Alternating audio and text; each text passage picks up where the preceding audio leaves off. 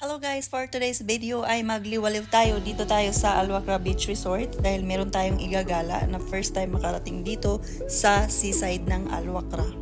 So ang ganda ng dalampasigan dahil hunasa nagkataon naman, so okay siyang lakaran dito. Hindi siya hindi masyadong dry yung mga sand.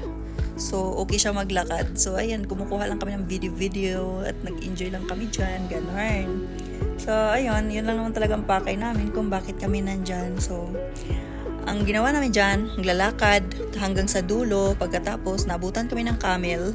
Pagkatapos, pumunta sa seaside. Pagkatapos, umupo ng konti. Tapos, tumayo ulit. Tapos, naglalakad pabalik. So, kayo na bahala. Manood lang kayo muna. Alright? Kasi ang hirap naman mag-voice over.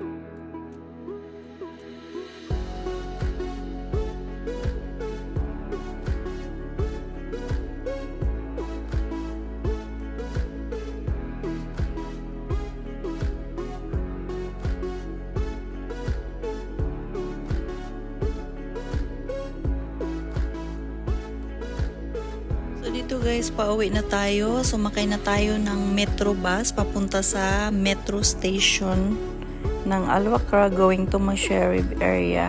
So paakyat na tayo. Nakakapagod for today. Ang mahalaga, nag-enjoy tayo. And the next day, walang katapusang gala guys kasi papunta kami ngayon sa Mall of Qatar.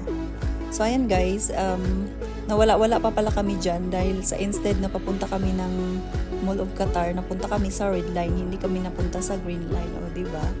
Mali-mali yung tour guide. So, bumalik kami ng Al Jadida station. And, papunta na ulit kami sa Lusail Marina. So, ginabi na kami dito guys.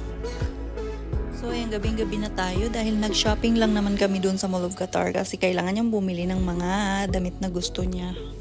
So, ayan, nag-ikot-ikot lang kami dyan. Pagkatapos namin dyan mag-picture-picture, kumuha ng konting video, nilakad lang namin yan, yung nagpaikot kami, papunta kami sa kabilang side, sa may mga boats, tapos kumain na rin kami doon, tapos konti-konting relaxing lang. After that, umuwi na rin kami. Ganun lang ang nangyari. So, ayan.